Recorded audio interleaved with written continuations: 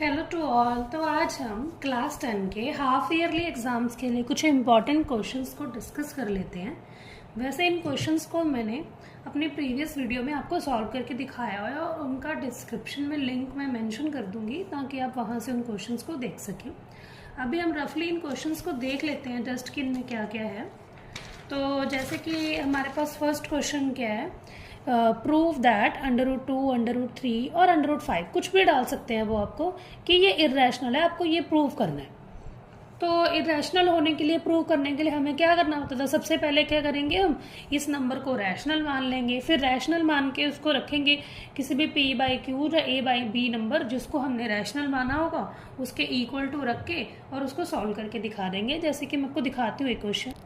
जैसे कि ये हमारे पास √2 वाला क्वेश्चन है, तो हमें इसे क्या करना है, पहले तो हम क्या करेंगे, इसको रैशनल मान लेंगे।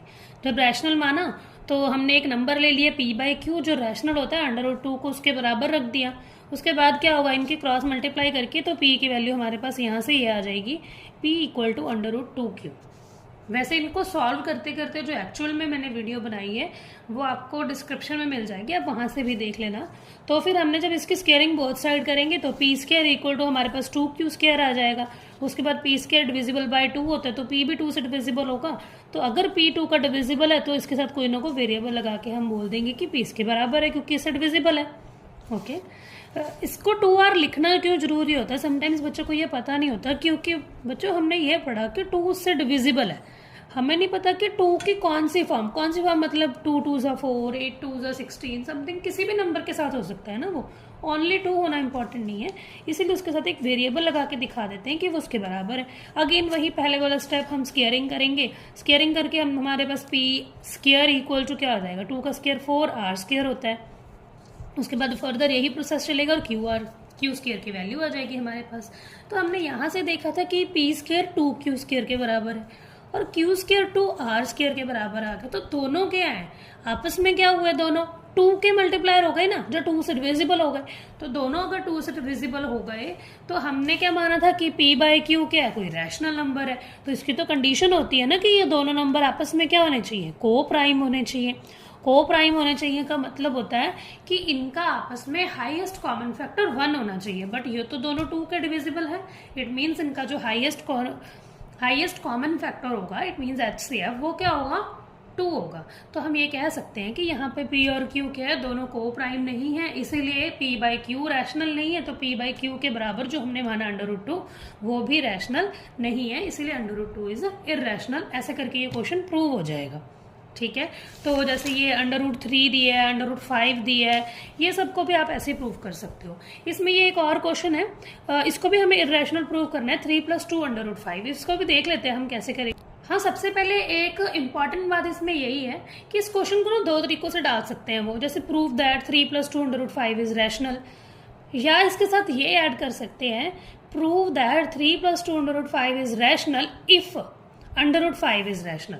मतलब यहाँ पे वो आपको √5 इज रैशनल बोलकर ये कहना चाहता है कि पहले √5 को इरेशनल प्रूव करो, उसके बाद फिर आप इस पूरे नंबर को इरेशनल प्रूव करना। तो ये आप देख पा रहे हो हमारे पास क्या है question, 3 + 2 √5 is irrational if √5 is irrational. तो क्या करेंगे हम, सबसे पहले इसको क्या किसी रैशनल नंबर के बराबर मानेंगे।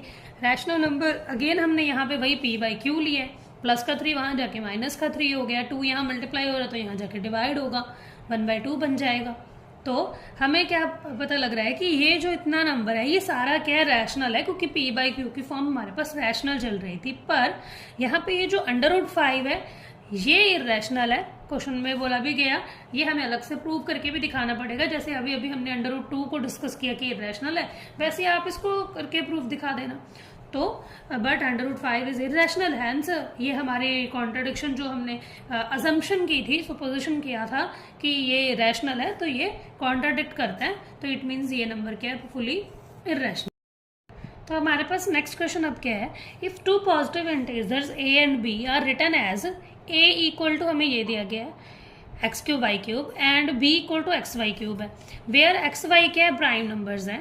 तो प्राइम नंबर्स कहने का मतलब ये है कि xy को आप फर्दर ब्रेक नहीं कर सकते ना। Find HCF of AB।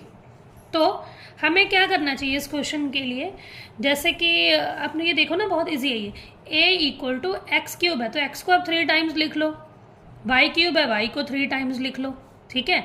तो दूसरा नंबर है हमारे पास b, उसमें x है और y 3 टाइम्स है। तो हमें सिंपल सिंपल दिख ही रहा है। HCF का मतलब क्या होता है कि हाईएस्ट जितना भी कॉमन निकल जाए, तो यहाँ से x और x ये कॉमन है और y 3 टाइम्स है ये कॉमन है, तो इनको आप कॉमन लिख के बोल दो कि इनका HCF क्या आएगा, HCF आ जाएगा x y क्यूब के अराउंड कुछ आ जाएगा। ये बहुत ईजी क्वेश्चन है, ऐसे क्वेश्चन हमने छोटी क्लासेस में भी किए हुए हैं। तो चलो अगले क्वेश्चन पे चलते हैं। Find HCF and LCM and verify a into B equal to HCF of AB and LCM of AB। Actually में ना ये एक प्रॉपर्टी है जहाँ फॉर्मूला बोल सकते हो। क्या फॉर्मूला था हमारे पास, प्रोडक्ट ऑफ 2 नंबर्स। देखो ना हमें नंबर क्या दिए हैं, तो कोई भी 2 नंबर, जैसे हमने A और B 2 नंबर मान लिए, उन दोनों का प्रोडक्ट कर दिया, उसका वो किसके इक्वल होगा, उन दोनों नंबर के HCF और उन दोनों नंबर के LCM के इक्वल होगा। ऐसे क्वेश्चन हमें एक्सरसाइज में भी था, वो भी हम आगे डिस्कस करेंगे। तो हमें फिलहाल के लिए ये फॉर्मूला याद रखना चाहिए, product of 2 numbers is equal to HCF ऑफ the numbers multiply by LCM of the numbers. आप यहाँ पे कोई भी 2 नंबर ले लेना, जैसे आप सबसे इजी इसको प्रूव करने के लिए आप क्या करना, 2 और 3 2 नंबर ले लेना, बहुत इजी हो जाता है उससे प्रूव करना, क्योंकि अगर आप 2 और 3 का एलसीएम करोगे तो कितना आएगा, 6 आएगा हमें पता है, और एचसीएफ करेंगे तो प्राइम नंबर है तो पता ही 1 नहीं आएगा, और दोनों का प्रोडक्ट यहाँ से करोगे तो 6 है, तो 6 इक्वल टू 1 6 6, तो ये इक्वल वेरीफाई प्रूव हो गया। ठीक है, next question, find the HCF and LCM of 672 and 120 using prime factorisation method. ये भी हमने बहुत किया हुआ है और मेरी प्रीवियस वीडियो में भी मैंने ये सेम क्वेश्चन अपलोड कर रखा है। आपको कुछ नहीं करना, simply prime factorisation method use करना और उससे क्या है इसकी एलसीएम और एचसीएफ फाइंड कर लेना। नेक्स्ट 6 क्वेश्चन क्या है, आपको एक्सप्लेन करना है why 7 multiply by 11 multiply by 13 plus 13 and 7 multiply by 6 multiply 5 multiply 4 multiply 3 multiply 2 multiply 1 plus 5 are composite number। तो इसको प्रूव करना है composite number।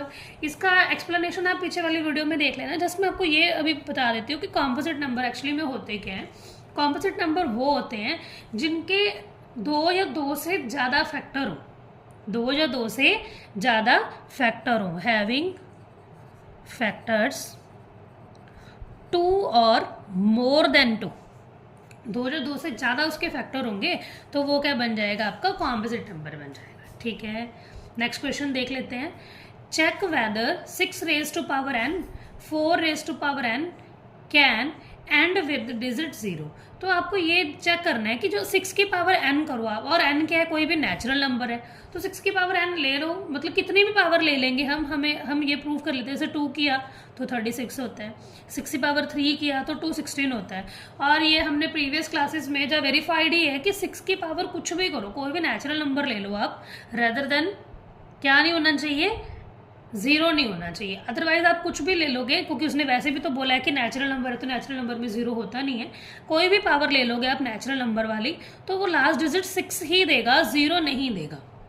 वैसे ही जो 4 है, 4 की पावर जब आप ऑड करते हो, जब 4 की पावर ऑड होती है तो वो क्या आता है, 4 आ जाता है। जब 4 की पावर इवन होती है तो वो 6 आ जाता है, उसमें भी कभी भी एंड में 0 नहीं आता। तो इसीलिए क्या है, इसको आप इस तरीके से पहले 6 की पावर्स कुछ करके वेरीफाई कर देना, फिर 4 की पावर कुछ करके वेरीफाई कर देना, और ये प्रूव कर देना कि ये 0 से एंड नहीं होता। नेक्स्ट क्वेश्चन, जिसके हमने अभी आइडेंटिटी पढ़ी थी, product of 2 numbers is equal to the product of LCM and HCF. यही वही क्वेश्चन है। आपको क्या किया है, इसी फॉर्मूले के हेल्प से आपको ये क्वेश्चन सॉल्व करना होगा। एचसीएफ दिया गया है, 2 नंबर्स हैं 306 एंड 657। क्या दिया गया है, एचसीएफ 9। तो आपको क्या फाइंड करना है, एलसीएम फाइंड करना है इन दोनों नंबर्स का। तो आप वही तरीका लगाना, कैसे करोगे, पहले आप लिख देना दोनों नंबर्स का प्रोडक्ट, मतलब 306 multiply by 657 equal to LCM multiply by HCF. LCM तो हमें फाइंड करना है, लेकिन एचसीएफ हमें 9 दिया गया, ये 9 यहाँ मल्टीप्लाई हो रहा है, वहाँ जाके डिवाइड कर देना, तो आपके पास ये कुछ आंसर आ जाएगा 2 2 3 2 2 समथिंग, ऐसा कुछ आंसर है। तो आप इसको चेक कर लेना। ठीक है, नेक्स्ट क्वेश्चन पे चलते हैं। ये आगे कुछ और 2 हमारे पास इंपॉर्टेंट एमसीक्यूज हैं, फटाफट इनको भी देख लेते हैं।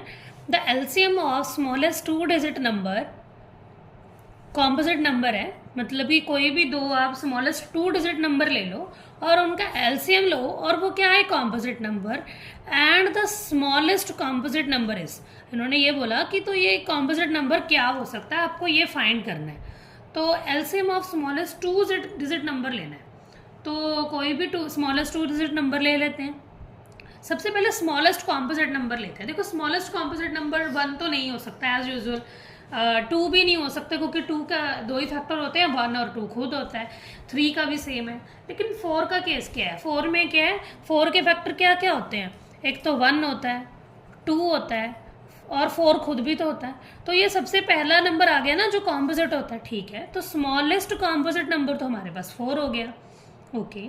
एंड इसने क्या बोला था, LCM of the smallest 2 digit number.